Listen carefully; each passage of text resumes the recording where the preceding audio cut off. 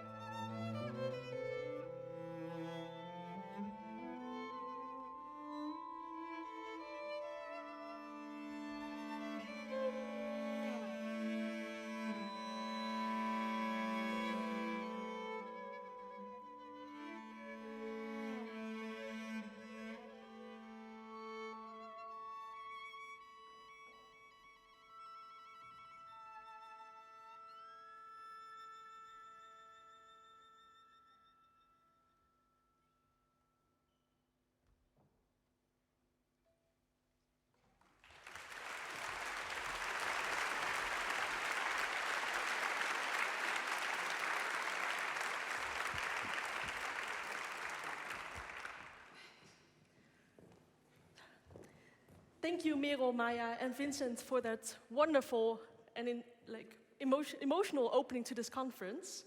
I really enjoyed it, and I hope you did too. And we will be seeing more of them later today, so please be excited for that. So with that, I would like to welcome you all to ECTMIH2023, where we will discuss how we can shape our future for equitable and sustainable planetary health. My name is Simeng Lee, and with me is Lindy van Vliet, and together we are very honored to be your co-chairs for this opening session this afternoon. And without any further ado, I would like to introduce a short video by the organizers of the conference. that will be shown on the screen now.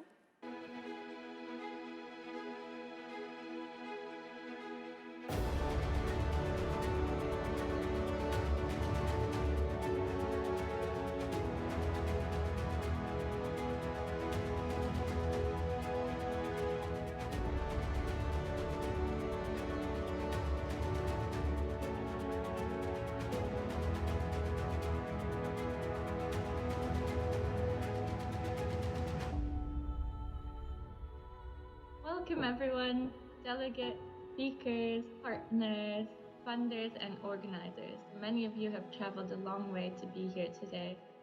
ECTMIH has been around since before I was born. In 1995 was the first conference in Hamburg, Germany.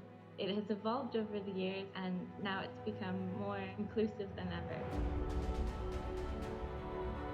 We're facing multiple dilemmas at the moment around the world, requiring multidisciplinary action and research. Climate change, conflict, antimicrobial resistance. We're facing increasing inequities in health. We're facing geopolitical unrest, but we also face it together.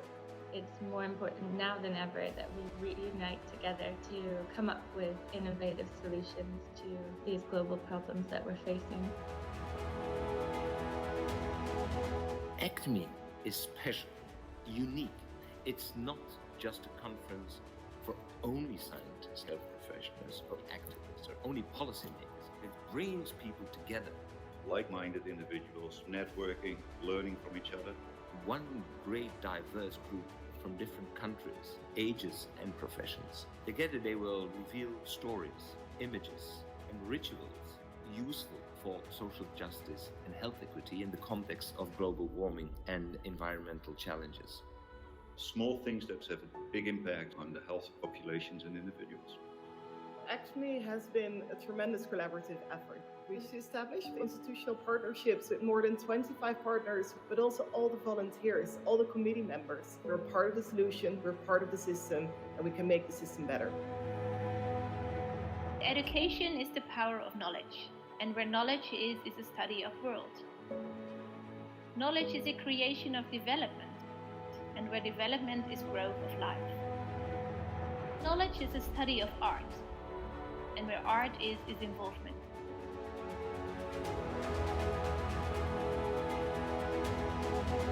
Listen, join, get inspired, get involved. Take your learnings and think about what you can do differently tomorrow, next week, next month, next year to make the world more sustainable and equitable and work towards planetary health. Let's use the energy of this conference to continue our commitment beyond this moment. We can work together towards a better, more sustainable, more equitable future. Be part of the change. Be the wrinkling of the water.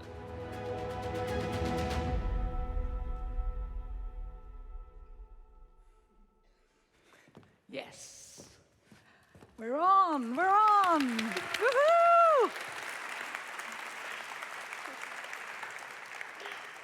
Thank you. What really sprung out to me about this video is seeing the diversity of problems that we face today, but also the diversity of people that are involved in these problems and willing to make a change. So I hope you also carry that motivation with you for the upcoming days. And with that, I will also want to say a few words about the theme of this event that we're here gathered for. And it's a theme of the highest urgency, because we are facing the triple planetary crisis of climate change, pollution, and biodiversity loss. I always don't like it when people start with numbers, but I'll just name a few, just to start with. We have 13 million deaths annually due to climate change. And that's a huge number, but there's many more people affected by climate change, as 3.6 billion people worldwide are living in areas that are highly susceptible to the effects of climate change. And human activity remains to be the biggest driver of this climate change. From emissions to energy use to transportation to healthcare, it's all about things that we as humans do in this world.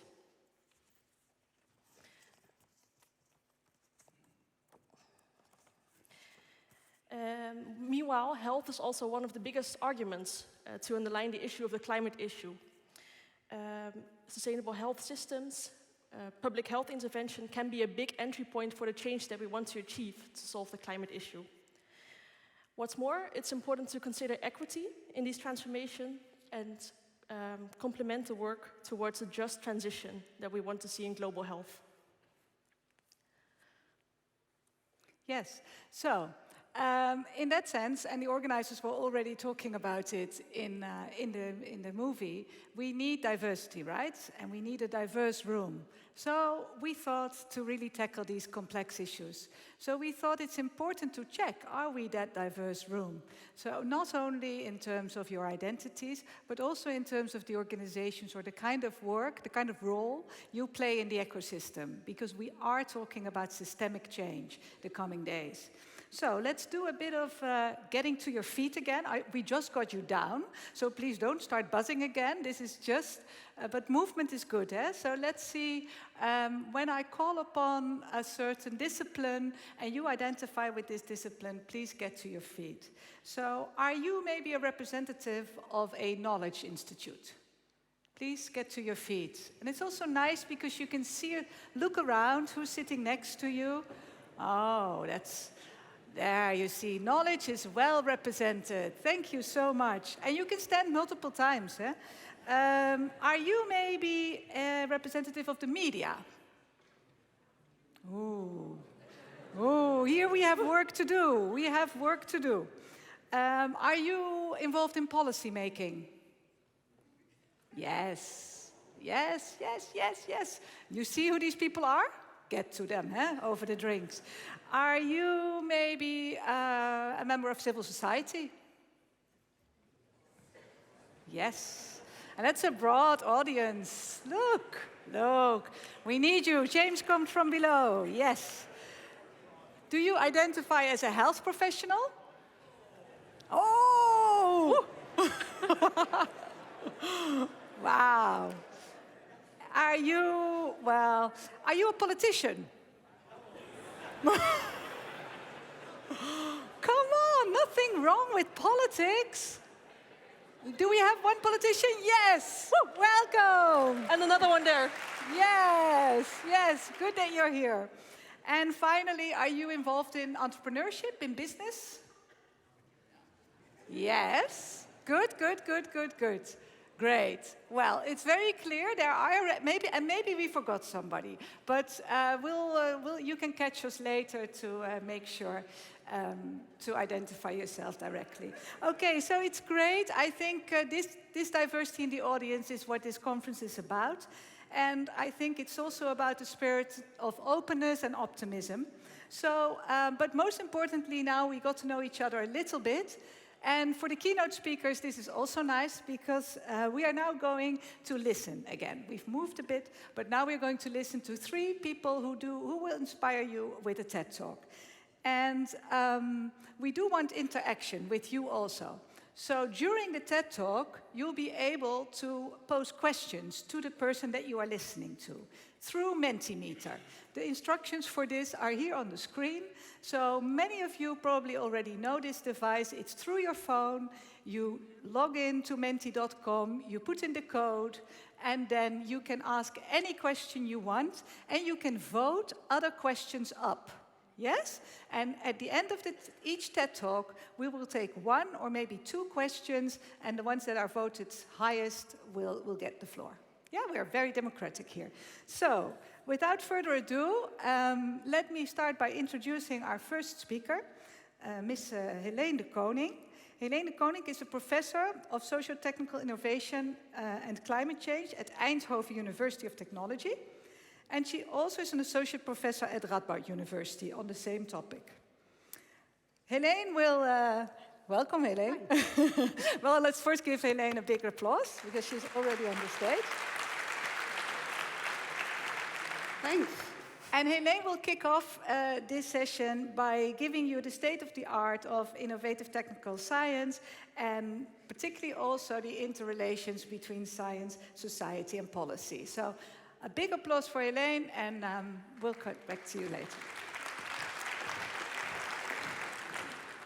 Thank you so much, and really an honor to be here at your conference. I'm one of the few people who didn't stand up when the question was asked who is a medical professional, because I work on climate change. That's really all I do. I'm not a medical professional at all.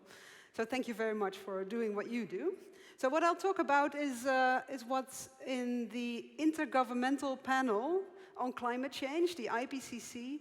We have concluded about accelerating transformative change to prevent climate change. And I leave it up to you to draw your conclusion what that means for your own profession. I'll do that on the basis of a couple of major reports that the IPCC has released over the past couple of years. I was myself involved in a report on 1.5 degrees of warming from 2018. That was sort of the basis for many of the net zero targets that you find now in many government plans. And also the latest report on climate change mitigation. So that means emission reduction. I work on climate change mitigation. Now these IPCC reports, you should know, are a little bit special. Because what they do is people think the IPCC has decided on this or that, but the IPCC doesn't decide anything. What we do is we assess the science.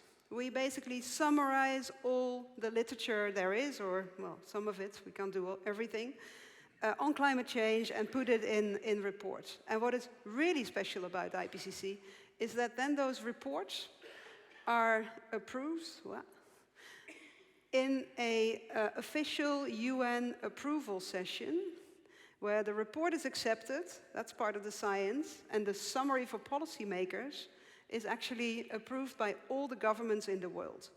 So the nice thing about this is that you have a summary document based on the latest science on climate change, rooted in the scientific literature, that is agreed by every government in the world, including your own governments. So those governments agree that by now the temperature has increased by over 1 degree centigrade, actually 1.1 or 1.2 already, and that we're well on our way to reach 1.5 degrees of warming. That we're not on track to limit warming to those levels, that there are clear benefits to limiting warming to 1.5 degrees, and that it is still possible if we change our systems in a transformative way. Now, why do we conclude that it is worth limiting warming to 1.5 degrees? In this 1.5 degrees report, we had to sort of look at the difference between 1.5 and 2 degrees. Now, one very robust conclusion is that even at 2 degrees of global warming, we would lose all the world's coral reefs. They basically go extinct. And this is not that much warming, right? At 1.5 degrees, we would still have a quarter or so left. And of course, this is ecologically a huge disaster, but also many human systems depend on these reefs. Very robust results. We've known this for years already. There are many other consequences that also affect health, stronger hurricanes, forest fires, and all the air pollution coming from that, droughts, a completely free, ice-free North Pole. Every 10 years, at 2 degrees of warming, at 1.5 degrees, we'd still have that, but every 100 years, roughly. And in terms of human costs, and I think this is a bit of an uncertain result, there's an error margin, but it's also very clear that already in 2050, hundreds of millions of people more would be affected by extreme poverty under 2 degree scenarios compared to 1.5 degrees. And this has to do with extreme weather. That tends to, nowadays, people's lives are often saved, fortunately, but their livelihoods are not saved. They do lose their cattle, they lose their harvest, they lose their livelihoods. That's the impact of extreme weather. Hundreds of millions of people would be affected. So that is why IPCC concludes there are clear benefits to limiting warming to 1.5 degrees, and this is so urgent. Now, what is then needed to do that? And climate scientists make all kinds of models that show the way on that. And the blue scenarios here show scenarios that limit warming to 1.5 degrees against the 50% chance or so. They all say peak global greenhouse gas emissions before 2025, halve CO2 globally by 2030, be net zero CO2 in 2050, and have some degree of carbon dioxide removal in the second half of this century. Now, these are very ambitious targets. They're possible, technically, economically even, but they are very ambitious. We need to change much more than just a couple of technologies to make this happen. Actually, towards 2030, this halving global CO2 emissions, it's quite doable. We did an analysis with lots of options, and basically we can halve global emissions with known technologies against costs lower than about $100 per ton CO2, which is what currently the EU emission trading scheme prices are. This is fairly affordable, especially if you plot it against the cost that we would face if we're not doing this. The barriers that we're seeing are mainly institutional, partly in human behavior, in laws, in lack of policies. We also conclude that many of these mitigation options are actually have synergies with sustainable development. This major assessment, this is only for options in the urban systems against the different sustainable development goals. You have the 17 numbers here. Number 13 is missing, not because of bad luck, but because that's climate action, so that is always synergistic with climate action. And if you look, for instance, with the global health sustainable development goals, you see a plus is mainly synergies. The deeper the color, the higher the scientific confidence on this. So we see many synergistic options. This is not just good for climate change, it's also good for other aims. If you look beyond 2030, we're looking at really systemic changes. We need to change our energy systems to the core, also the way we use energy. We need to change our land and ecosystem use, also to adapt to climate change, because climate change, the weather will warm. We need to change our industries, our materials, and our urban systems and infrastructure. And this is really in order to be able to be at zero emissions. And for this, we need system transformation that are enabled by a couple of pieces of a puzzle. Now, we all know about innovation, and we all talk about it. We all know about policy instruments. We talk about that a lot. We don't talk that much about behavioral change and what we can do there, or about financial systems, and now how currently still more finance is going into fossil fuels compared to mitigation and adaptation combined. Right? The financial system is not working to preventing climate change. We need way more capacity, humans everywhere knowing what they should do about this, and in rich and in poor countries. We need more collaboration. I really liked it how this conference started with doing things together. We need all of these things together to work together to make this happen. Now, in IPCC reports, we did assessments. What can everything contribute, including behavioral change? And also, again, here, this can make a huge contribution to limiting global warming, way more than often people make you believe. Somehow, the opposite is true for technology and innovation. We see there that although costs have been reduced significantly for various technologies like PV or onshore wind or batteries for electric vehicles, thanks to actually policies really pushing that, so public sector policies pushing that. We also see that the environmental, social and health impacts are not consistently addressed for all these different technologies. And we also see that adoption in developing countries is way slower than in developed countries, and that these countries tend to not benefit as much from these innovations. Technology sometimes reinforces existing inequalities, so we need just technological change in order to make this work for everybody. Now, what gives me hope is that these 6 pieces of the puzzle together can work together. It's not that you need behavioral change or innovation. Suppose we would start with behavioral change. For instance, people start eating less meat and buying more meat replacements. That could lead to different companies making different decisions on where to invest. Do we invest in a growth market, where the behavior is going, the meat replacements, or in a shrinking market, the meat sales? If this changes, then actually the financial system will also respond. They will invest in the growth parts and not in the shrinking parts. And that could lead, if this responds, to technological innovation, better products, lower costs, and it could lead to more behavioral change. You get a feedback loop, a self-reinforcing process that accelerates the transformational change that we need. So I invite you all to be part of this change, to look for those feedback loops in your fields, and to make this work together. Thank you very much.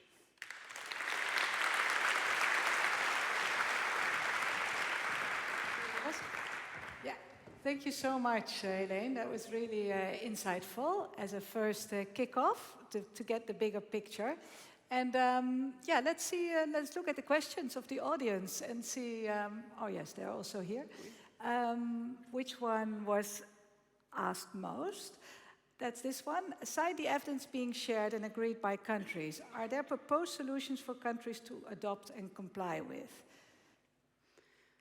Oh, yeah, that question asks for more questions, actually. I think so. But if you're talking about the proposed solutions for countries to adopt in terms of mitigation, so a reduction of greenhouse gas emissions, I think, I mean, the whole list of options that I showed for 2030, which you probably couldn't read, and that's okay, they are all relevant. It's not like there's one or two that are sort of more proposed than others.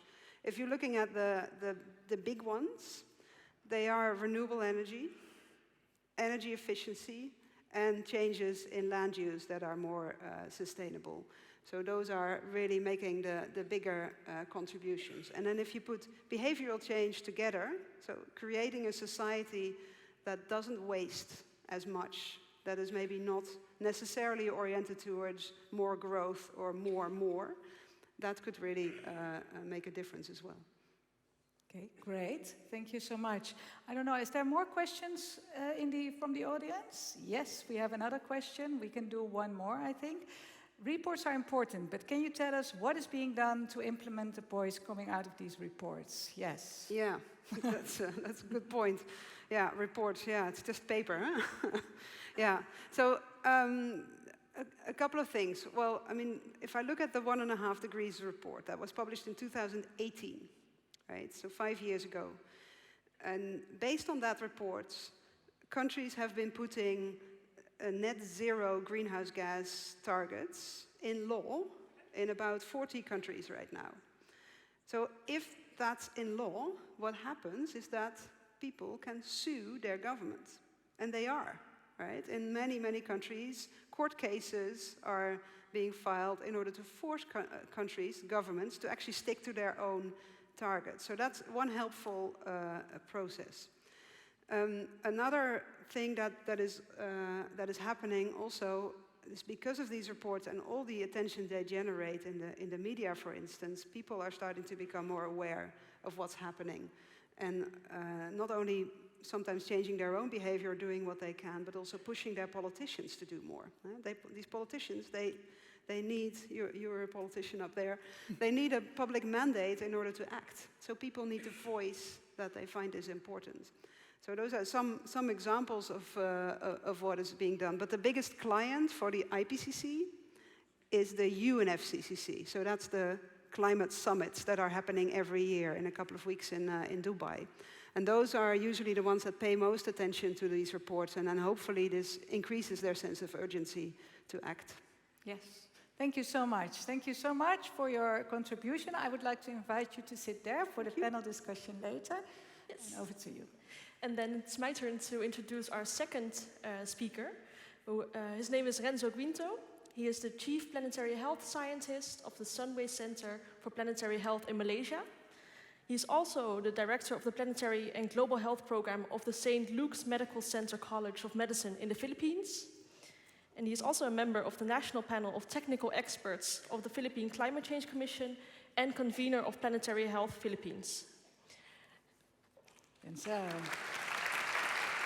thank you. Hello, can you hear me? Okay, so thank you very much. And wow, it's great to be back here in Utrecht. I was here last year. Now I'm here again. And before I proceed, I just want to share my joy because my mom and dad and brother are here in Utrecht. It's my parents' first time here in Europe. So can I ask Chile Utrecht to give them a warm welcome? They're there. Okay. So because it's so cold here in Utrecht, let me bring you first to tropical Southeast Asia. And this is the map of our region, as you can see. And in this map, the redder the country is, the higher the vulnerability of the country is to the climate crisis. And unfortunately, my home country, the Philippines, comprised of 7,000 islands, is the reddest of them all. And it just shows that the Philippines is at the heart of the climate crisis, and we need to address climate change because we need to protect the lives of the people living in these islands. 2 weeks ago, in fact, we in the Philippines commemorated the 10th year anniversary of Typhoon Haiyan, which up to today is still the strongest typhoon to ever hit land in human history. That happened in 2013. Nearly 7,000 lives were claimed. Hundreds of thousands of people had to be forcibly displaced, and it affected millions more. And we know that when these extreme events, such as typhoons and flooding, do occur, it's not only our houses that are being destroyed, infrastructure, electricity grids, but also health systems, hospitals, health facilities, and ultimately, the health of our communities, of the people, are being jeopardized. But it's not only the typhoons and the flooding that we are now experiencing in the Philippines. We are facing some of the fastest rates of sea level rise in the world. This year, we have experienced unprecedented high heat indices, never experienced by the Filipino people in modern times. And there are also studies showing that climate change in itself can drive the next pandemic. Unfortunately, the Philippines is in tropical Southeast Asia, which is an infectious disease hotspot. There's a very high chance that another zoonotic spillover event, a virus jumping from an animal to a human being, happening in the rainforests of our country. And worse, we've heard a while ago from our expert from the IPCC, but scientists are now saying we don't have until 2030 in order to achieve the goals of the Paris Agreement. We wanted to keep the global average temperature increase below 1.5 degrees Celsius by 2030. The scientists are saying we only have until 2027. In a few weeks' time, it's already 2024. It means we only have 4 years remaining to meet our goals and to stabilize the global climate system. And so, unfortunately, the medical community today continues to operate as if the global climate system is doing okay. In fact, during the past 3 years, while we're trying to, contain and grapple with COVID-19, we even added new forms of pollution. We have PPEs, personal protective equipment, now floating in our rivers, lakes, and seas. And of course, we've used a lot of energy, plastic for our global vaccine campaigns. We've really ignored the health of the planet while we're trying to address and protect the health of the human civilization. And so now the question that we should be asking ourselves is, are we ready to build health systems that consider the climate? Are we ready to produce the next generation of health professionals who care not just for the health of people, but also for the health of the planet?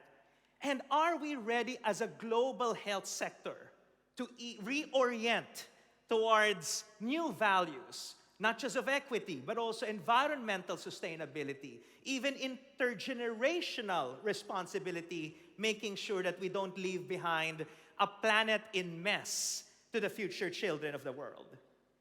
And so I think the concept of planetary health, and I really laud the organizers of this conference for putting planetary health in the title of ECTMIH 2023. I think planetary health is the new compass, the new paradigm, the new vision that we need in order to safeguard the health of people and the health of the planet. I always tell my medical students at St. Luke's in the Philippines, we now have two patients, not just the people, but also the planet. And I'm reminded of what a climate and health pioneer, Australian epidemiologist Anthony McMichael, once wrote in the 1990s. The health sector must lift its gaze to bigger ecological horizons. This will require a radical extension of the public health agenda.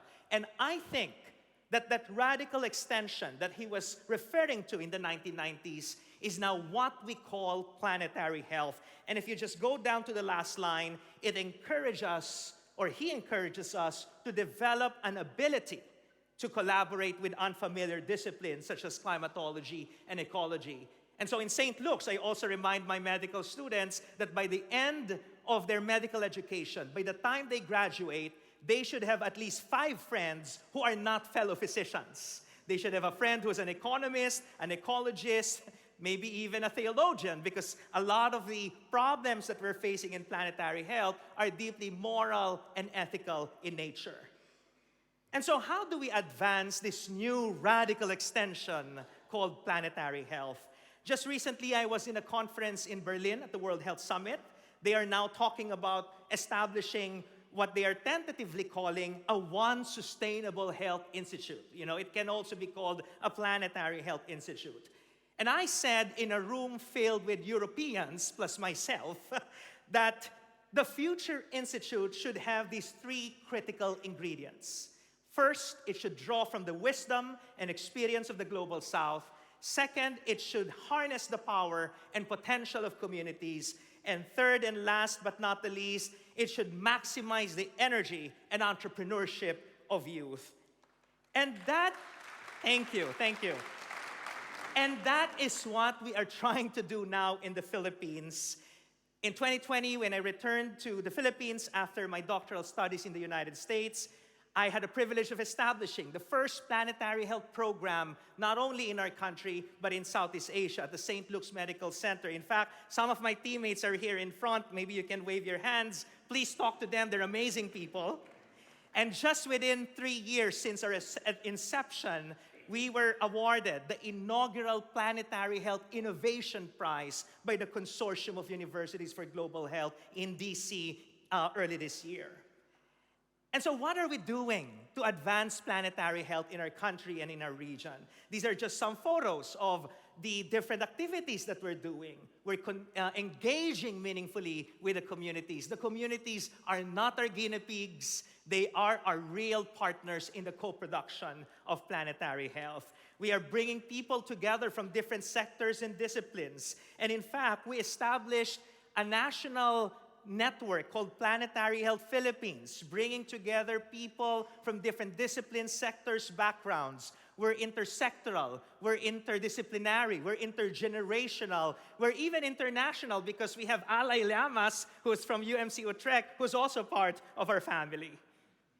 And then part of this agenda is to really challenge that notion that knowledge only comes from north to the south. It's time for the North to learn from the South. In fact, maybe the North and South should be learning together from each other. And I'm very proud that St. Luke's has been a very reliable and strong partner of UMC Utrecht. We have Joyce Brown here. I think George Downward is also in the room. We've been working together to advance planetary health, bridging Asia and Europe. And just recently, we finished a virtual classroom where Filipino students and Dutch students and students from Suriname and Ghana and Australia and many other parts of the world learn about planetary health together, despite the huge time zone differences. And thank you. And now there's a lot of talk about decolonizing global health. I think we need to make sure planetary health does not reproduce the inequalities that global health continues to perpetuate until today. And we need to go beyond the cosmetic. It's not just about having an Asian or an African-sounding name in the byline of the research article. It requires respectful and real and meaningful engagement. We need to tackle the asymmetries of power that characterize our field and our sector. And as you can see in the diagram, all the forms of colonialism are connected. Human supremacy over nature, white supremacy over other people, male supremacy over women and other gender identities. All of these need to be combated together. I think planetary health is also about planetary humility. It invites us to shift away from this ego-logical perspective. Oh, we human beings are at the top of the pyramid of nature. We can continue extracting, mining, killing, contaminating, polluting, consuming, and producing. And instead, it invites us to shift towards a truly ecological perspective where we human beings are living in harmony, in greater solidarity with all creatures great and small, and all the other components of planet Earth are one and only home. I will be remiss not to touch on what's happening now in the Middle East. And I think planetary health is not anti-Semitic, planetary health is not Islamophobic, planetary health is a pro-planet and pro-humanity compass towards lasting peace. We should embrace that. We should advance this cause. We should work together to make sure that planetary health is not just an agent of environmental sustainability and equity, but again, for lasting peace everywhere in the world. And finally, I think planetary health reminds us or invites us to become good ancestors. What we want is that in 2123, the children of 2123 will read the history books, will look back to the past, and they will say that the COVID and climate and conflict generation of 2023, which is all of us here in Utrecht, were good ancestors to them because we made the right decisions, not just only for ourselves, but also for them, for their health and well-being as well. Are we ready to be good ancestors? Not to be selfish ancestors to these children and to the future children of the Netherlands, of Europe, of the Philippines, and the world entire who are yet to be born and who are yet to come? So together, let's advance the health of both people and the planet. Thank you very much.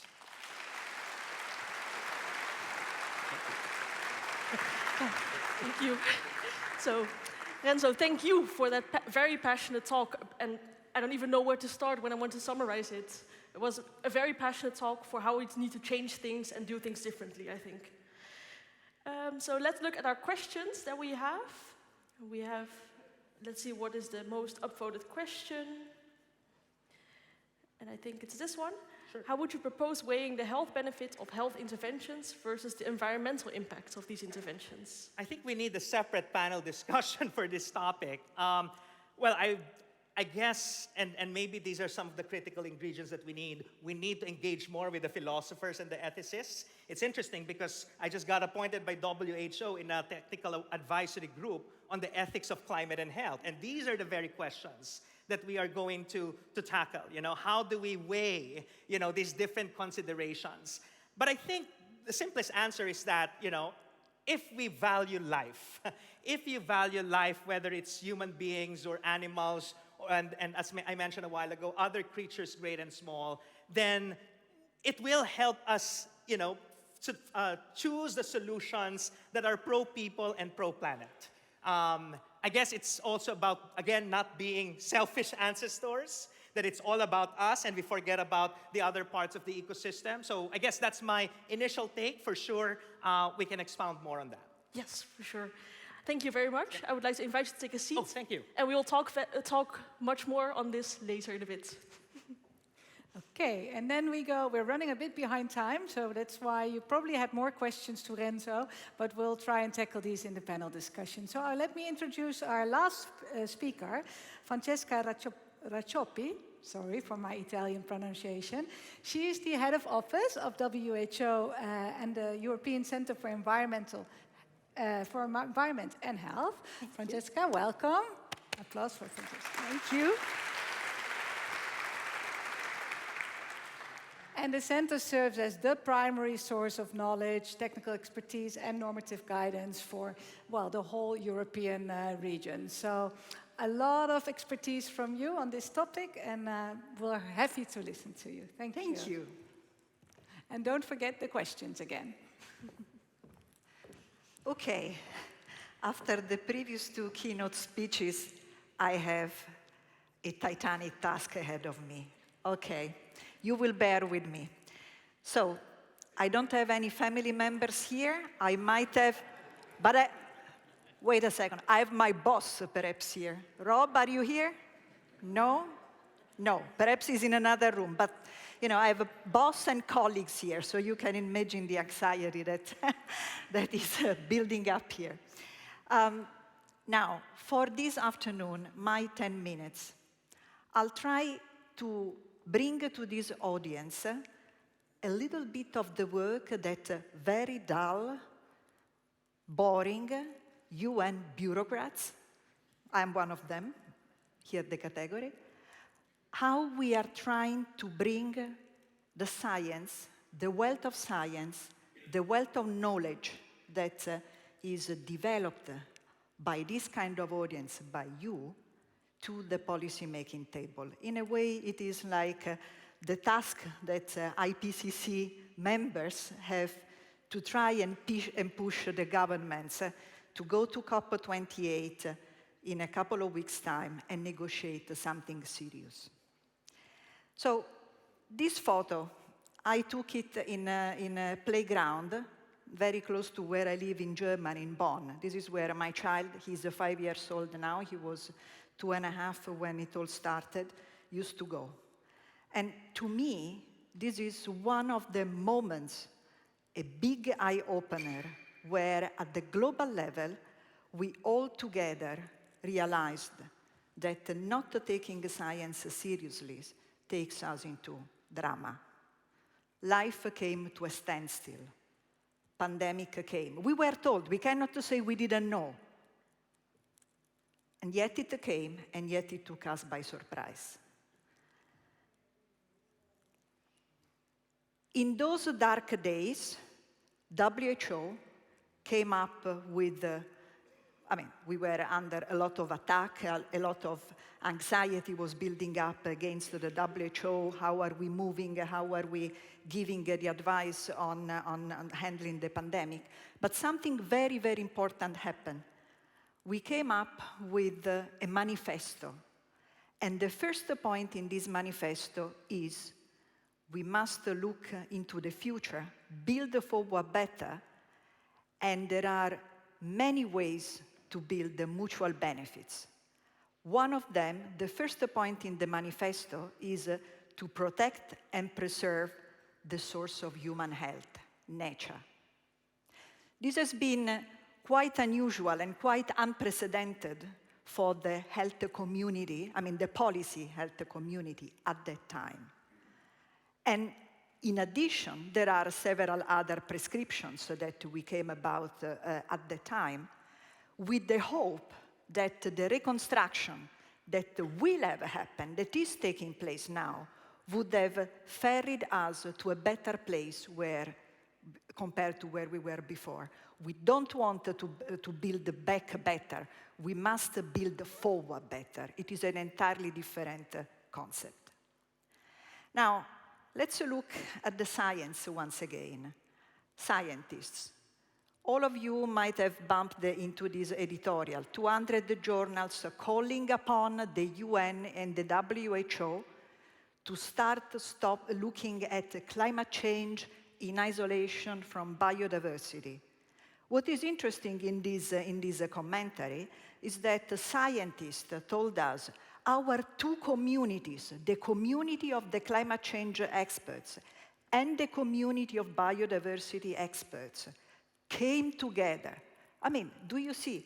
Even within science, we have still a long way to go, breaking the disciplinary silos. And they are appealing to us as the policymakers, those who can help policymakers, to also go and make this change. Let's treat this crisis as one.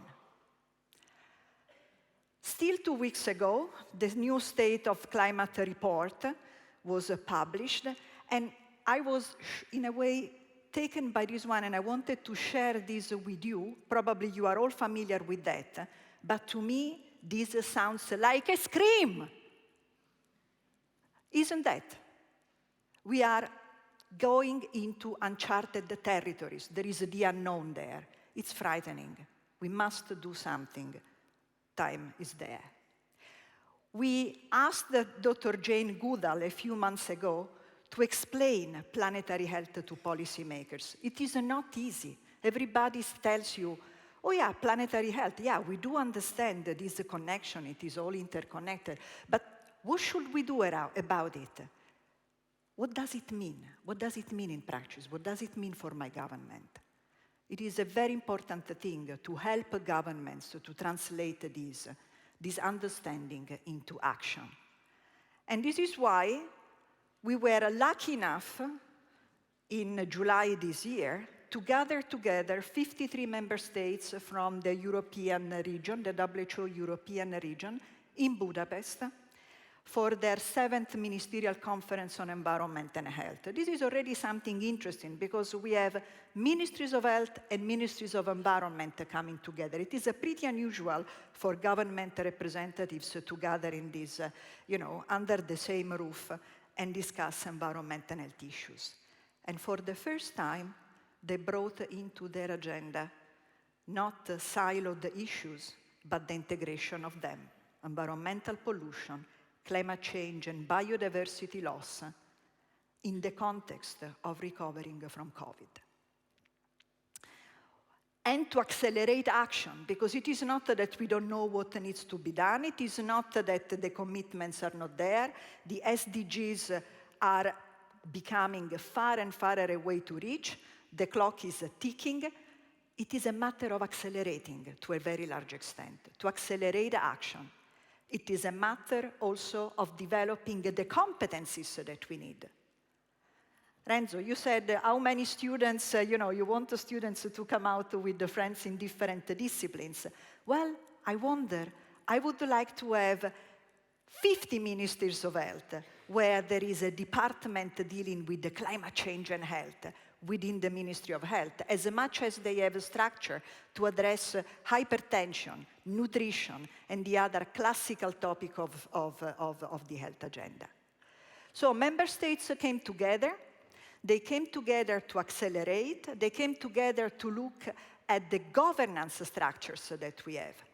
From time to time, a Ministry of Health cannot even call on the telephone counterparts in the Ministry of Environment. It is so siloed.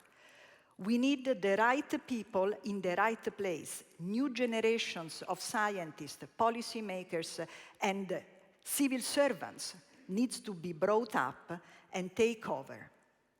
We need to build partnerships for action.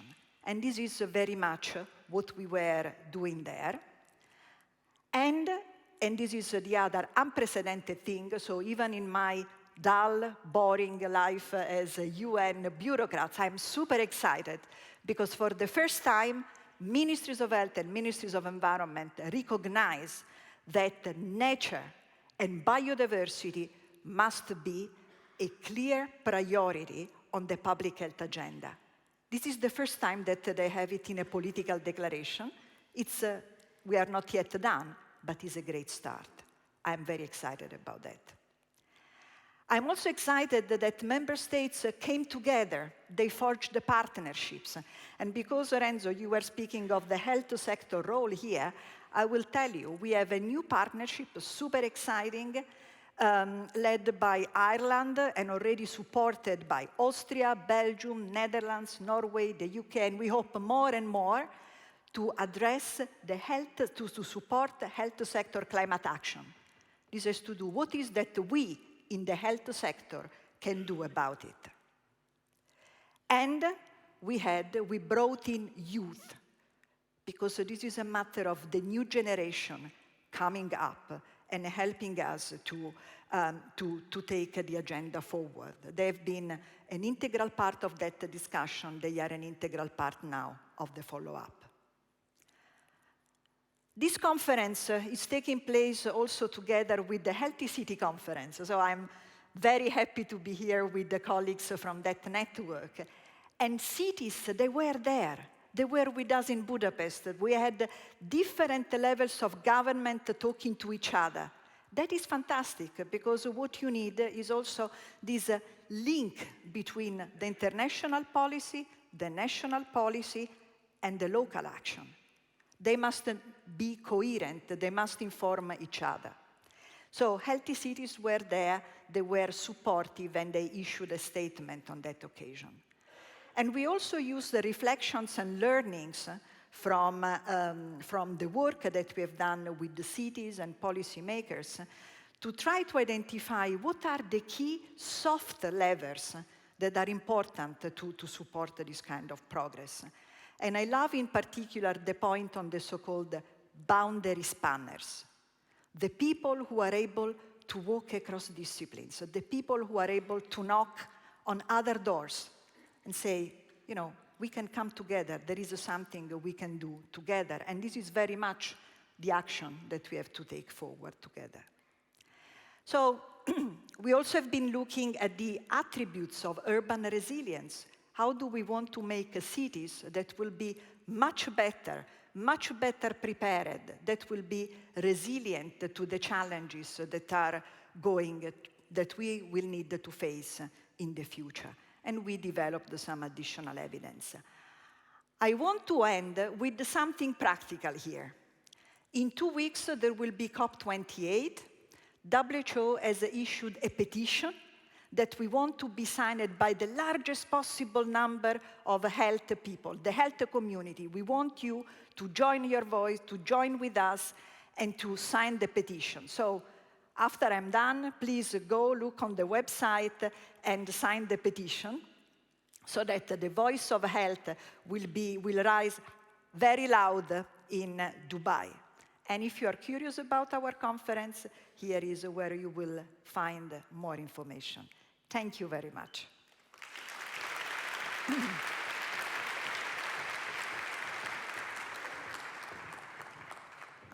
Oops. Yeah, thank you so much. Maybe there's you also get one question from the public. So let's see. I was trying to.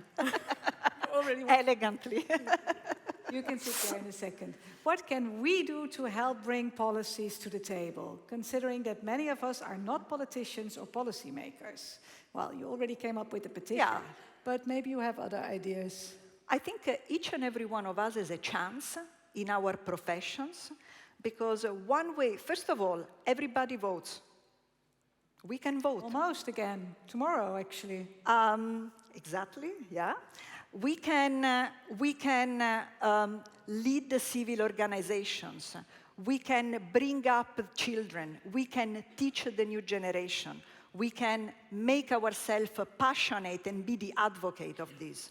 And of course, we can use the other democratic means, sign petition, apply for jobs, publish and make your publications understood by the politicians.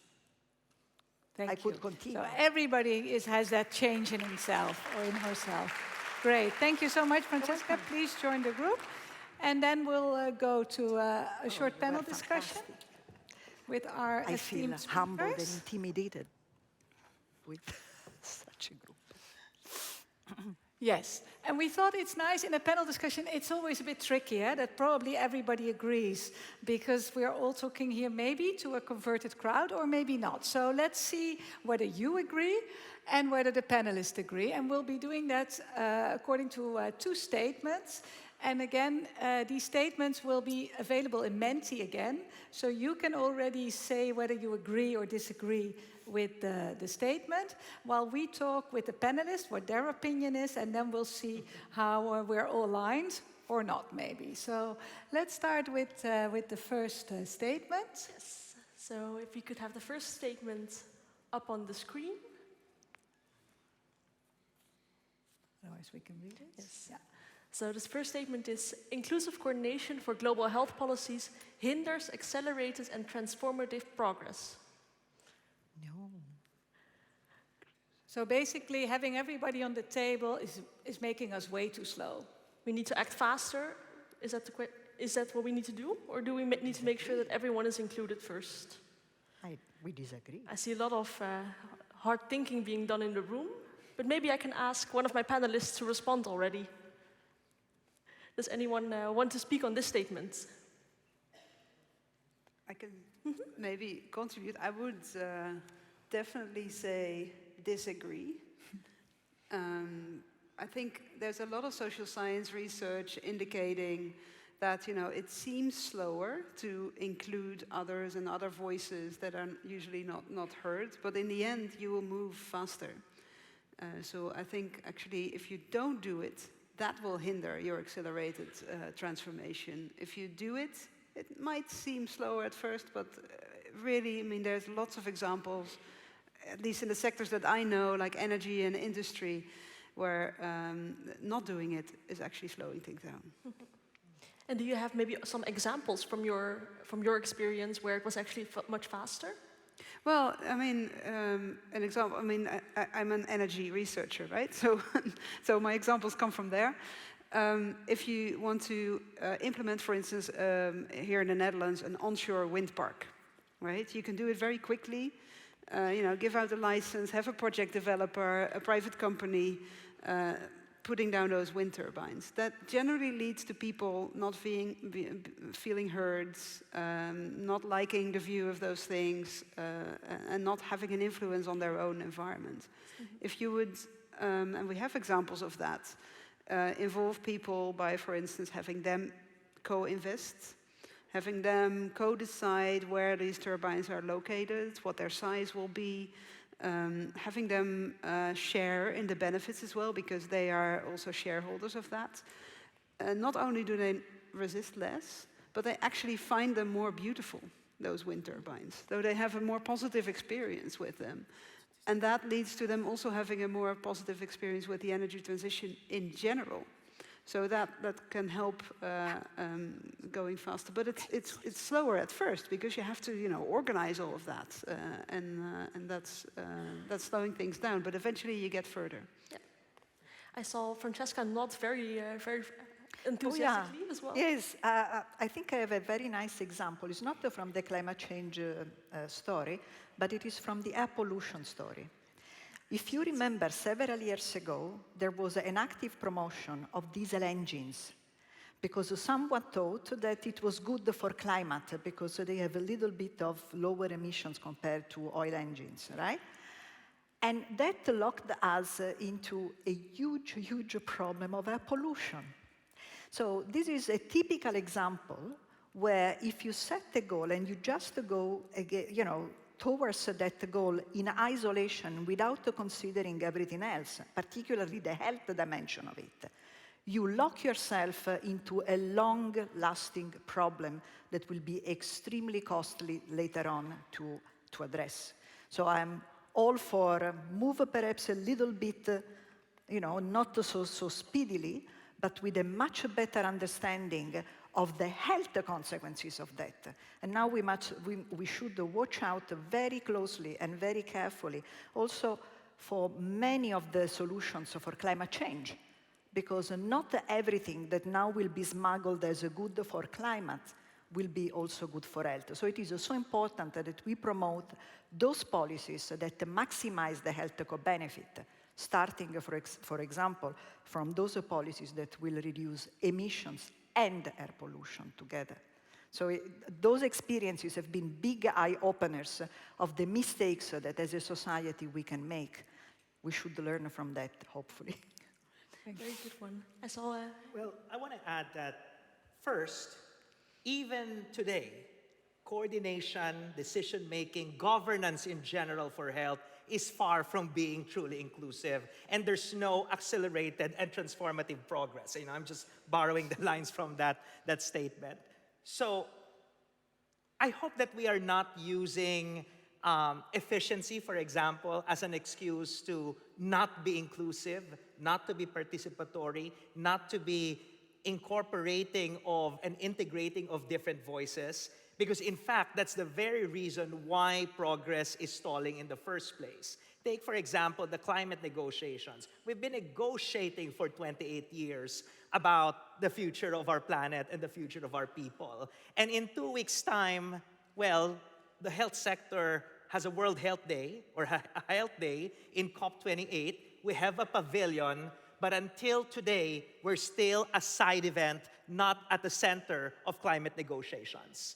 So we should be pushing for our rightful seats in the table, and I think there is a way to balance efficiency, making sure that the deliberations are as fast as possible, but also making sure that the voices of the indigenous peoples, of the global south, of the gender minorities, of young people are included in decision-making, in the crafting of policies, and in the governance of this world. Okay, great. We'll go a bit more into that topic later. But if you look at the screen, so you are all actually in disagreement with this statement. But if you look at the screen, in the public there is at least 20% who say, well, actually we agree. What do you think their argument could be? Because we can't now go to all of you, 20%, I'm sorry. But let's see what you can imagine that the argument could be.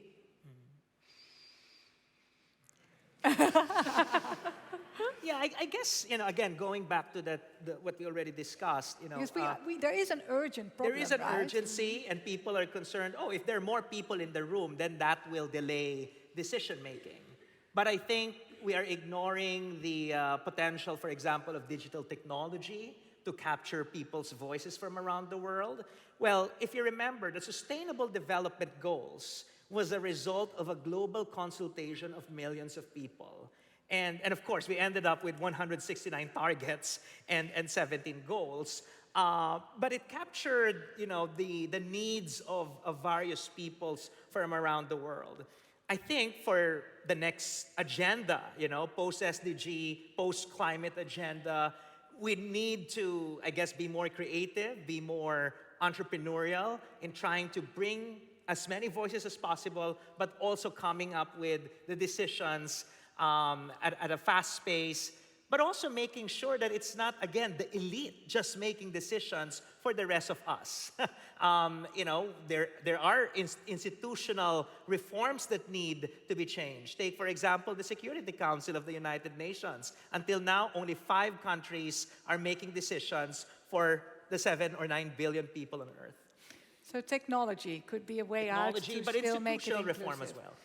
Do you agree, Heleen? You are a professor in technology and innovation, so can Yeah, I mean, it can contribute definitely also for democratization, but technology is always a double-faced Exactly. It's not thing. fully inclusive in itself. Exactly, yeah, as I just said as well. I mean, and so far we're seeing that it's more reinforcing inequalities, I would say, and also sometimes undermining democratic processes than necessarily the other way around. It can be a way to mobilize people and to hear more voices, but it can also be used to polarize people and to draw people apart. So I think we need to be very careful, and also not everybody has access to technology. Then we should advocate for Wi-Fi for all peoples around the world, right? Because we keep on using lack of Wi-Fi as an excuse to be exclusive, right? But there's more. I think, there's literacy, the ability to use many factors. And by the way, Wi-Fi is using an enormous amount of energy. We should call Elon Musk to make Wi-Fi available everywhere. Now, I mean, on digital, one comment on that. The environmental impact of digitalization is increasing at a scary pace, right? And there's no break whatsoever on the use of data. In fact, what we're seeing, including with the political economy and everything of it, data are practically free for everyone, which is, I would say it's wonderful. But we have no incentive to save data whatsoever. The cost, the energy cost, the carbon cost is not priced into data at all. And in whose interest is that? Yeah. It's a good one. It's 2 sides to the... Exactly. It has a benefit, but also a cost. It has an environmental cost, and we're not seeing it. We're not paying for it. And we don't have any incentive to save on data or to save on environmental impact of data. So I'm just, as a warning, any technology has side effects, sometimes stronger ones than you think. And we also need to be a little bit careful with implementing. And that's why the solution is not single solution, right? Exactly. Institutional reform, technology has a role, and engagement of civil society is also critical. Yeah, totally agree. Shall we go to the next I think, statement? And it's connected to what you were just saying, I think, Renzo. This is saying highly affected populations affected by climate change are sufficiently included in global health interventions or highly affected populations, both by climate change or by any burden of disease issues? No, there is. So, well, this is more straightforward. It seems. Anybody dare to agree with this? Well, there's 1%. I guess not, but maybe a more interesting question is that I guess you all, do you all agree on this? Or do you actually, or do you all disagree on this? Or do you actually, any of you? Can I get a quick hand? You all disagree? I disagree with the statement, Yeah. I think. Yeah. Okay, so you are with the full public here. But then maybe the bigger question is, Renzo, what you were just saying, who needs to make room? Because I guess inclusion is all about taking space, right? And so who's at the table now? Who needs to be more at the table? Who are we missing? I think that's then an important question. But it cannot be cosmetic changes, right? That having, people of color in the room, women in the room, young people in the room, and that's already sufficient, right? Because at the end of the day, what are the structures that perpetuate the exclusion of many people from being in the room? I think we need to be focusing on that rather than, just having this, superficial changes. I guess that's the first step, but we need to be more ambitious and we need to challenge ourselves, our organizations, our institutions to do better all the time. Francesca, how do you see that? How you are in the middle of the system? I think we still have a long way to go. It is true that there is a lot of tokenism into that, including in youth engagement. It has been, I think, still very difficult, even if you see youth participation more and more, mainstreamed. But we have a long way to go. Still, there is some hope. We are not yet there, but I think we are. I tend to be an optimist, otherwise after so many years in this system, I should have changed job a long time ago. But, as in my optimism, I see hope. For example, in the WHO, a few years ago, the World Health Assembly passed the resolution to protect and to highlight, in particular, the special needs of people living in the small islands that are particularly at risk of, suffering the greatest impacts of that. You may think, what is a World Health Assembly resolution? Who even knows about that? If I ask you, how many of you knows about this resolution? I'm sure that the answer is none. Yet, these steps are very important because they create a basis to direct support. They create a basis for representation. They create a basis for a mandate and for legitimacy. So I think we should be inspired and encouraged by this, but do much more. This needs to be brought at scale, definitely.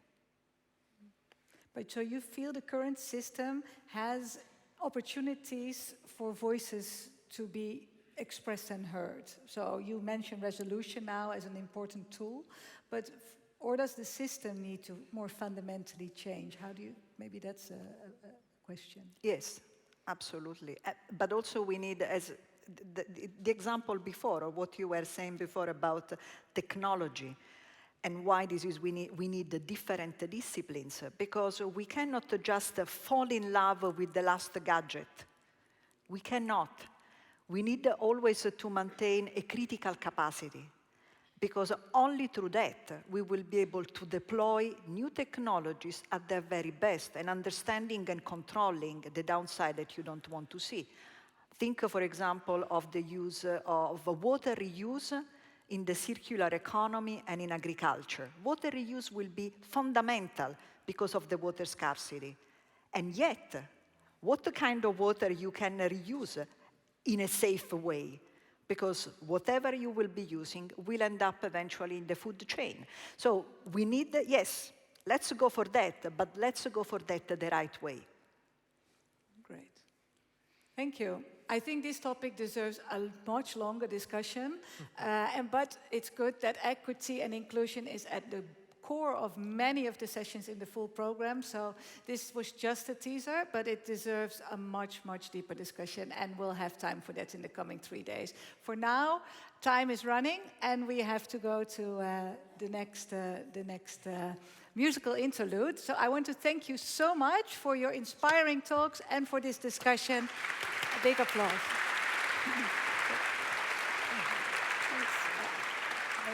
That way? Yep. Great job. Okay, so now I would like to invite our musicians back on the stage. Merel, Maya, and Vincent. Are you there?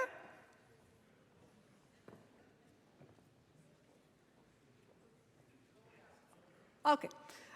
Well, we can. I can talk a little bit more about them. They were all classically trained, and they graduated with honors on different musical colleges in Amsterdam and London.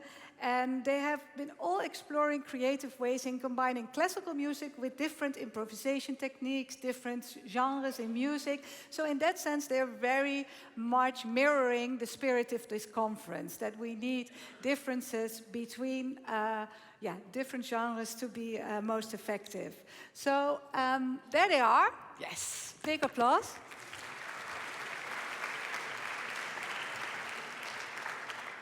And Merel, I think you've been actually even setting up her own festival, which is called Snaar, which is a string on a violin, and it tries to connect music with science. So I was so intrigued by that. Can you say maybe 1 or 2 words what happens and where that idea came from?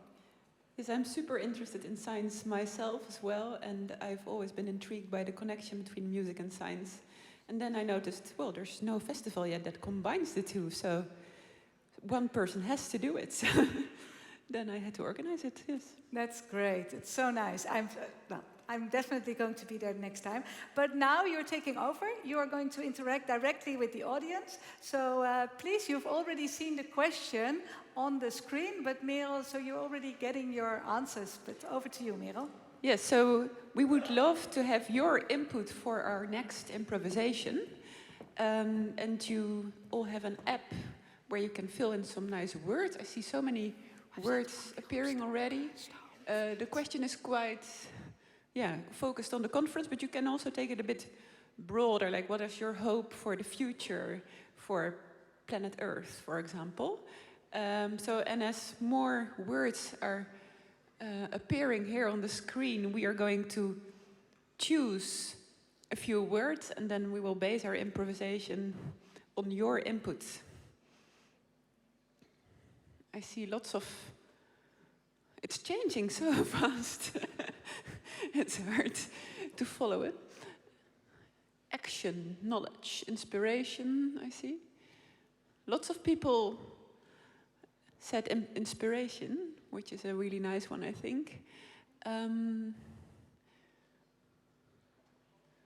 Positive change, I see. That's a really nice one. System change. Quite a lot of things that are connected to change. Can we do something with that, with change? Yeah, so positive change and system change I would like to choose.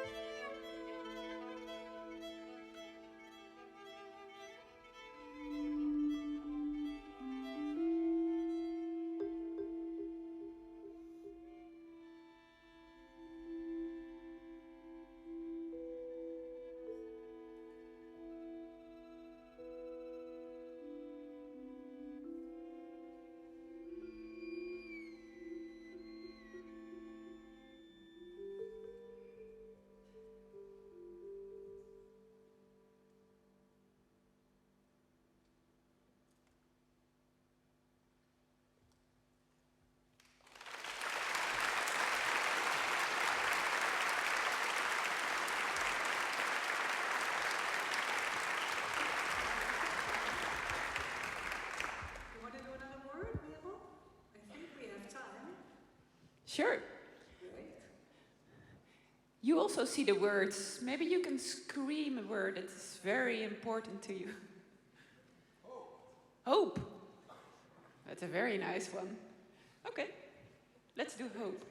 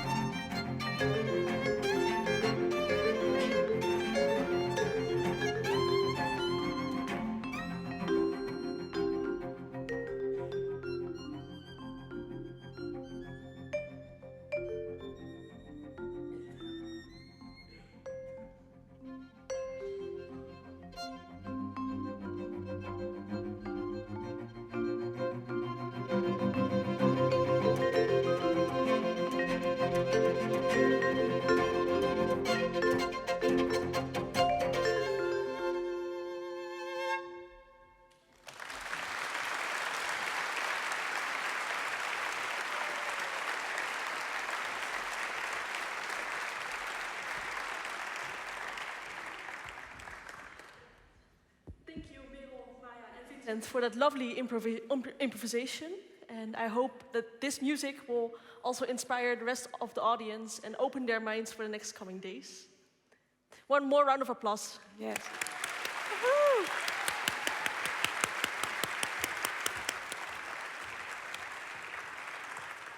So now, from the inspiration that they have hopefully brought you and warmed your heart as well for this conference, from the introductions on the global level, the big issues that we are facing, that we will be discussing for the upcoming 3 days, we want to go back with your feet on the ground, back into the city of Utrecht. And for that, I would like to also again underline what a unique opportunity it is that we are here together in Utrecht today. Because of course you're all here to attend the ECTMIH2023 conference. But at the same time, at the other side of the central station, the WHO European Healthy Cities annual business meeting and technical conference is happening at the same time. And for that, we would also like to invite the 2 hosts of these conferences to say some words to you. And those are Sharon Dijksma, the mayor of the city of Utrecht since 2020, and also since June of this year, the chair of the Association of Dutch Municipalities. And after her, Margriet Schneider, a medical doctor and currently chair of the board of the Utrecht Medical Center. And they will also shortly explain in a few minutes how important they think both conferences are. So over to them.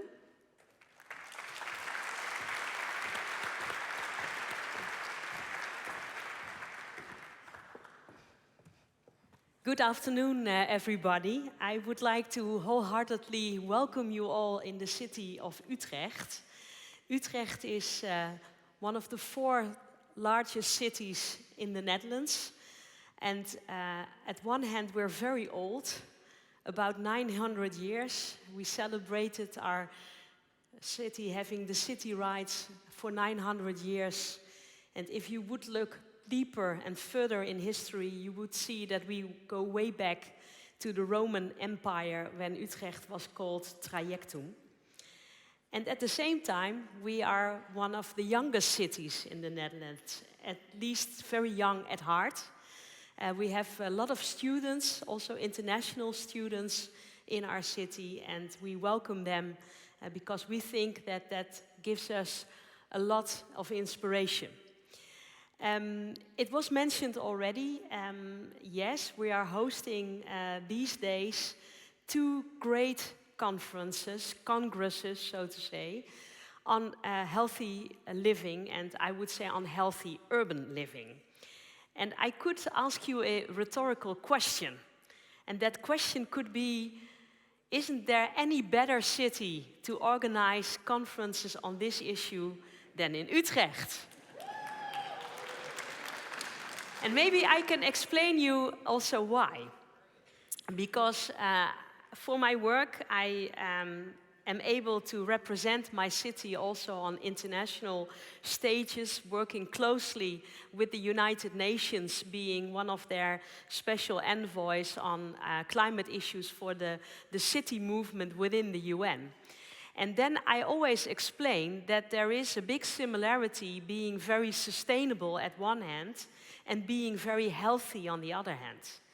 And I think that, for instance, clean air is really important for all inhabitants. And if there is one reason where we should meet the SDGs, it's because of the health of our citizens. And there, the climate policy and the health policy would meet. And that is also one of the reasons why I think it's really great that WHO is getting more and more involved in the climate discussion worldwide, because that is the only way to convince the inhabitants that we really need a change, a positive change, and to win their hearts and minds. So therefore, I'm very proud that you're here. And the second thing that I always say, and that I will conclude with, is that if you want to see how cities would look like in future, visit our city. And why? Because if you would go outside, you will see a main road where a lot of people will be on the bike. We even in the mornings have traffic jams for bikers. And we are the world's first biker-friendly city. So just look around here and see how we do this.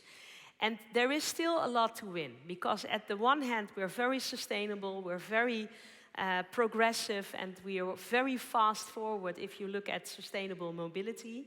And in the same time, even in my city, a rather rich city, we see that there are still people who are living in poverty, and it really depends on where you were born within the city and what your health will look like through the decades before you. And that sometimes it even has high impact on your health and on the expectation of how long you will live.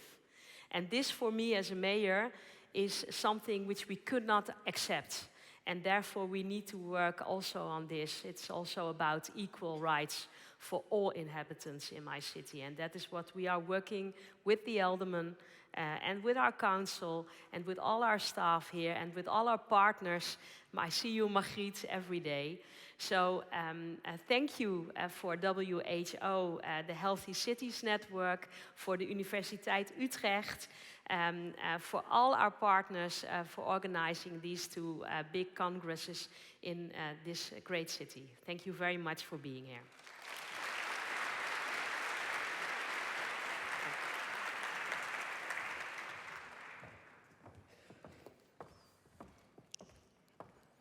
Thank you, Sharon, and thank you for coming all to our beautiful city.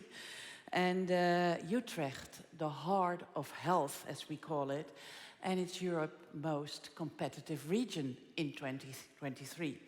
My name is Margriet Schneider, and I'm chairing the board of the University Medical Center in Utrecht. And the UMC Utrecht is very proud to co-host these two conferences focused on shaping the future of equitable and sustainable planetary health. We are halfway to Sustainable Development Goals, and the world is failing short.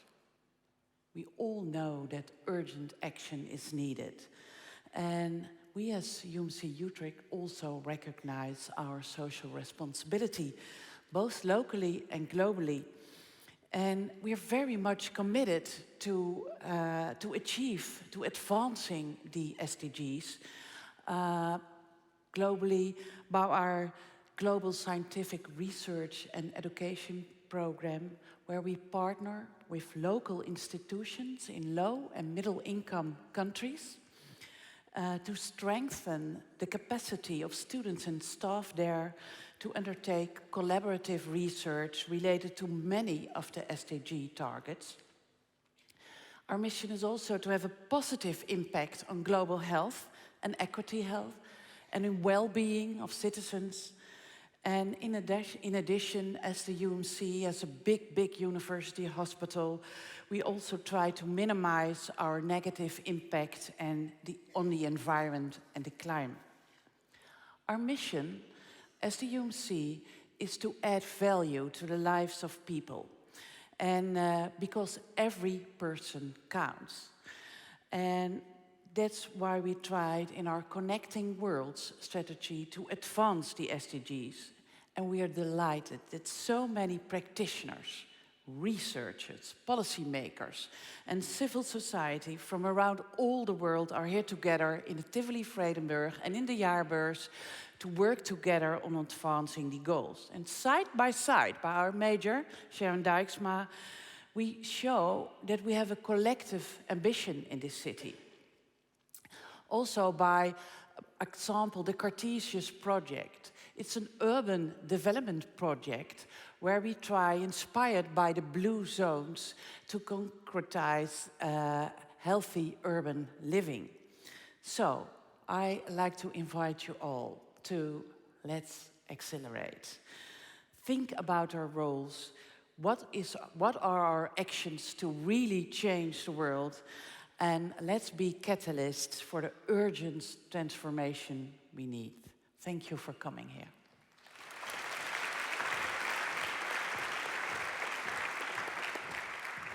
Thanks so much. And you agreed to have a quick chat afterwards, which is great.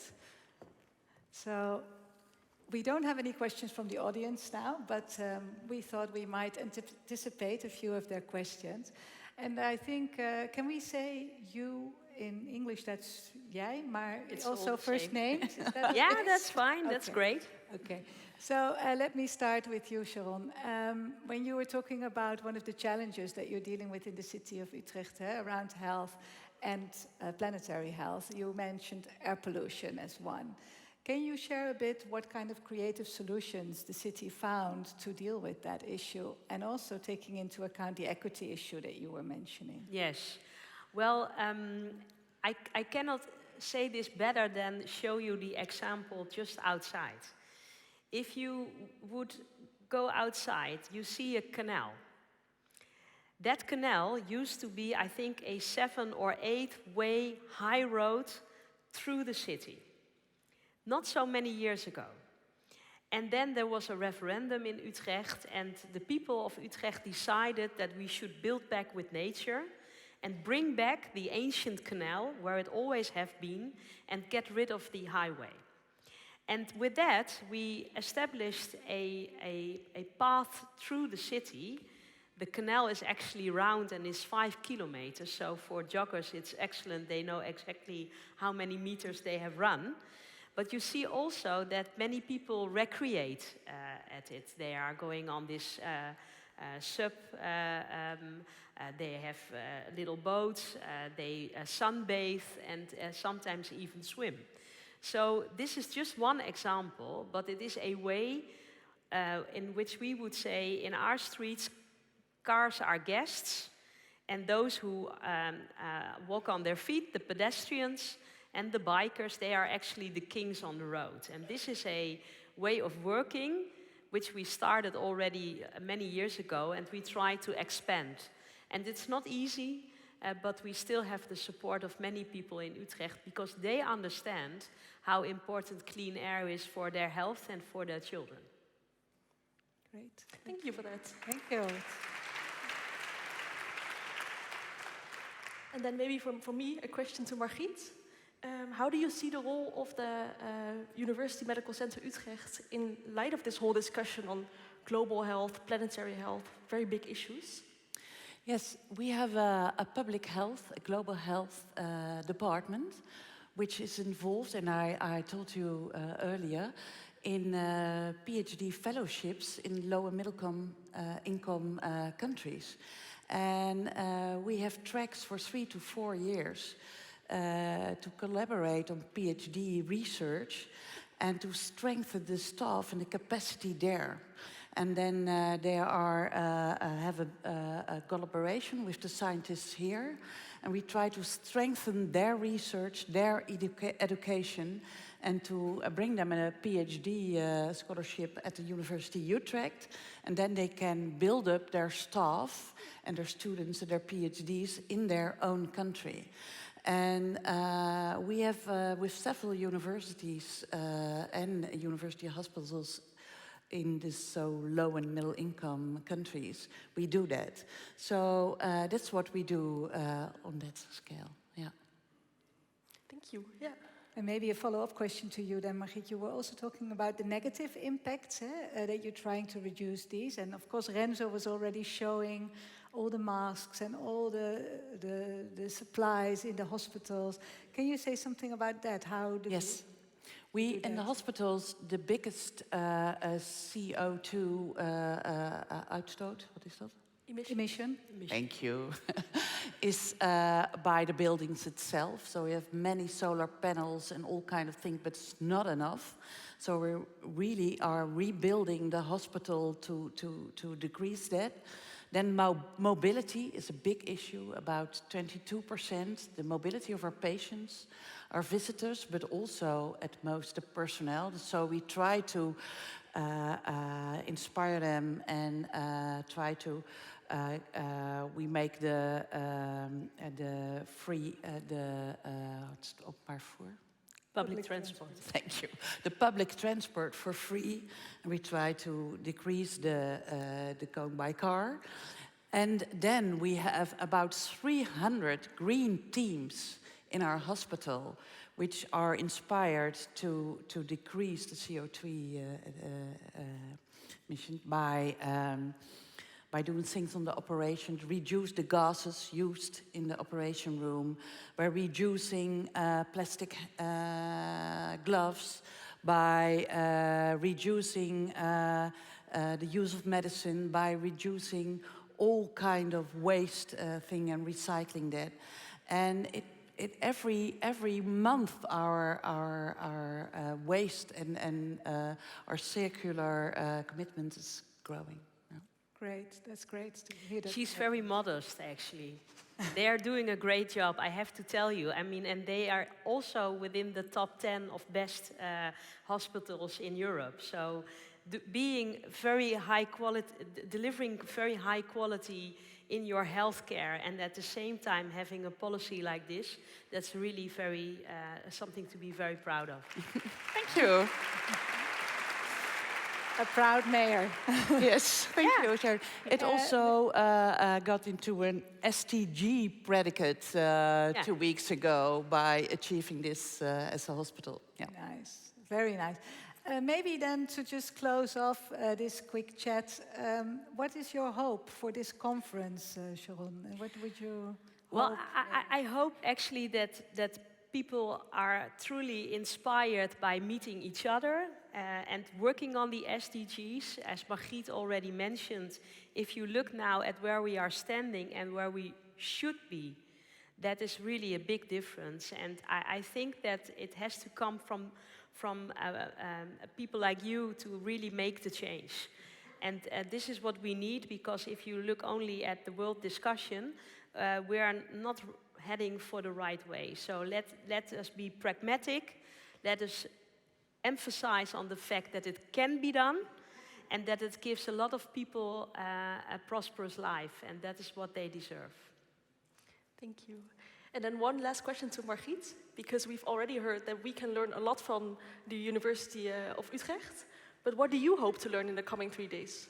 Yes, I would like to mirror our roles, to reflect on what we do, to learn from each other's experiences, and then go home and think that's what we are also going to do, and to know where we get all the ideas, and just make it into change happening.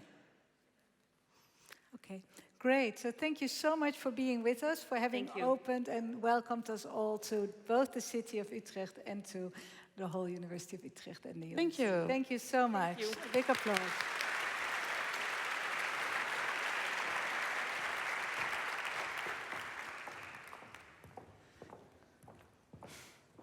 And we have one person that we want to invite to the stage now to almost close off this conference.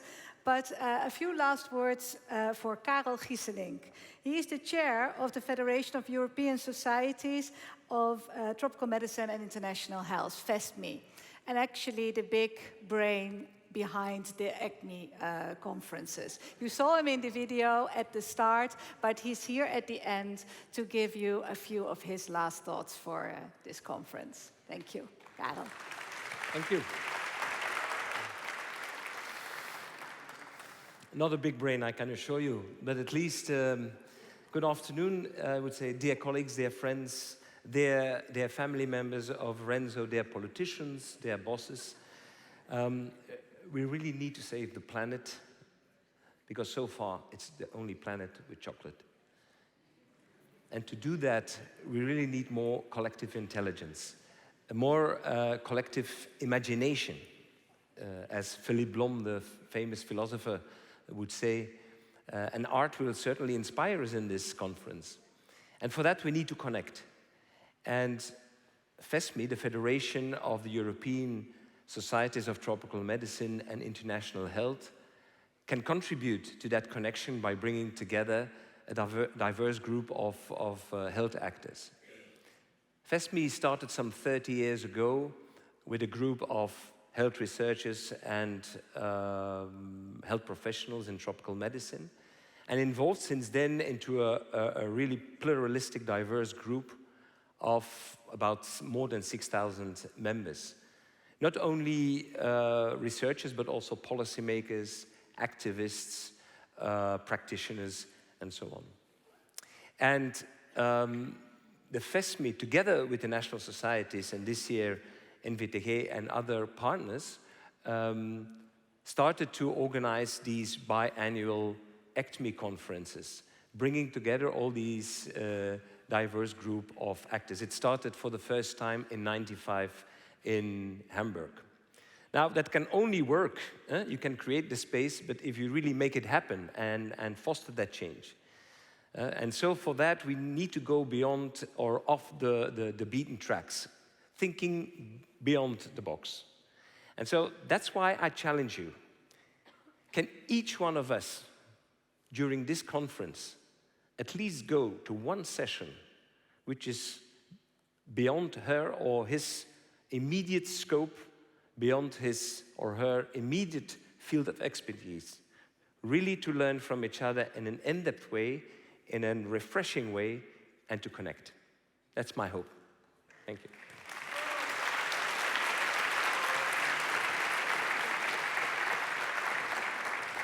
I think that's a very practical invitation to all of us. But maybe, Karel, if you've been around for a while, how do you see the European networks, organizations such as FESMI, and all the national chapters, of course, that belong to FESMI? How have you seen them changing, and what do they need to still change, maybe, to be more responsive to the complexity of what we're talking about today? Yes, well, we didn't wait for this conference to change because it's some 8 years ago. I think we changed. We cut the tropical tree in our logo.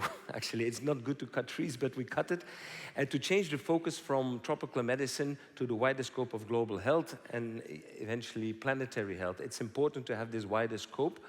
Secondly, we also try to involve more the young professionals, not only in these conferences, but beyond, because really, we talked a lot about the future generations. It's very important. Thirdly, we also try to mobilize beyond the national societies, directly speak to the members of the FESMI through giving them the opportunity to collaborate in thematic groups. Like we organized groups on migration, on climate change, on young professionals, and also on training in the sphere of tropical medicine and global health, bringing together European actors, but also their partners from all over the world.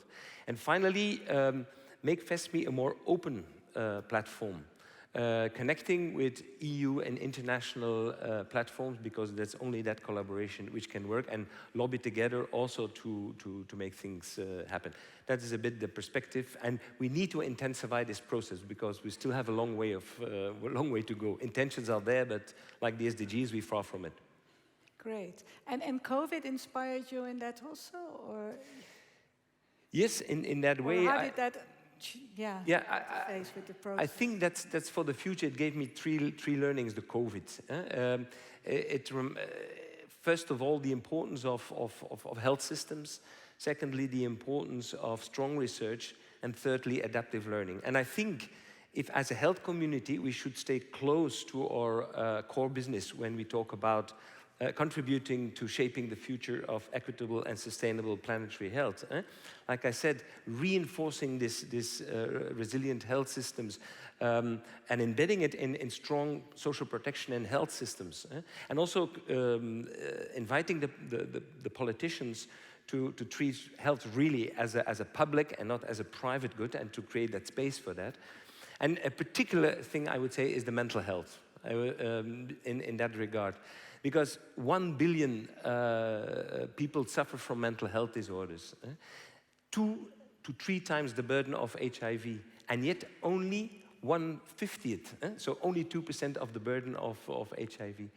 And we don't talk about, that's the ODI report, yet we don't talk even about climate change. If you talk about climate change, we see that for a disaster, the health impact, the mental health impact is 40 times the one of physical impact. So that's really a neglected area, and we should do much more about it. Thank you. I think you are having the support of the audience.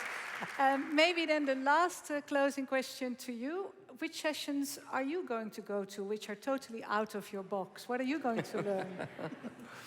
Well, I would like to go once to a more clinical clinic, because I left the clinic too much, and I think going back to practice and learn from the really practitioners at the grassroots level with boots on the ground, I think that's also refreshing, because otherwise you keep turning around in higher spheres. It's not good for the brain. Good, very good. So anybody of you organizing a session which is quite clinical, make sure that you invite Karel to it. Thank you so much, Karel. With pleasure. Thank you very much. Thank you.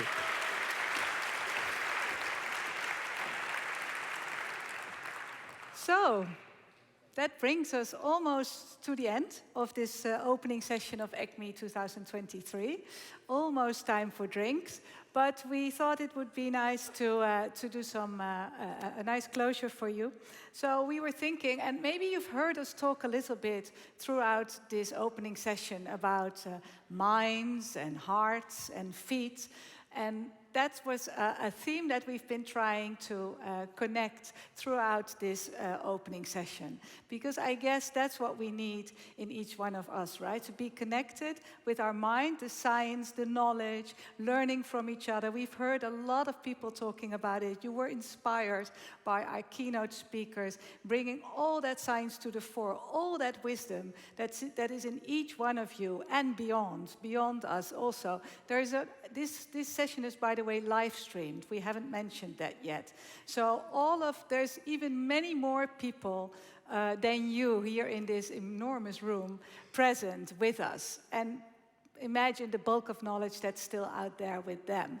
So the collective wisdom that is in each one of us, I guess, is what the heart symbolizes, right? But we've been touched, I hope, at least I was, by the heart, by music, which we've heard by Merel, Maya, and Vincent, but which probably will also happen in the corridors as soon as we now go to the drinks and in the coming days, building new friendships, new connections, because that's in the end what it's all about. Really interpersonal relationships that make change happen.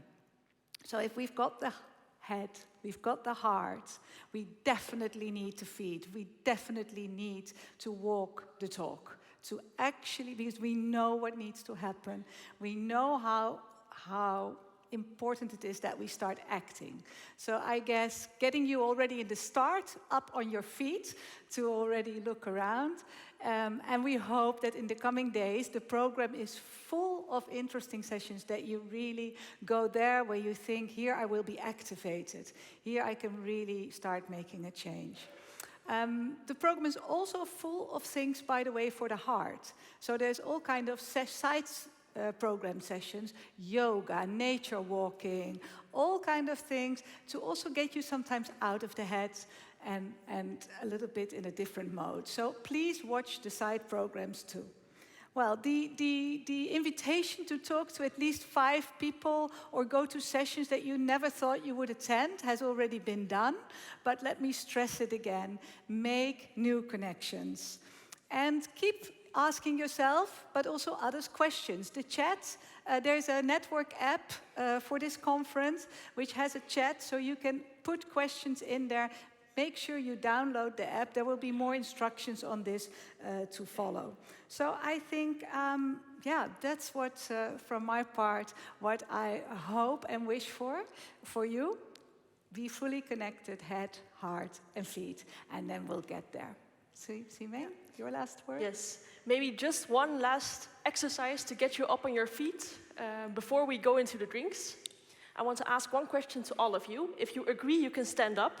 And that's, who is ready to be an activist for planetary health? Okay, I see people getting up. That's good.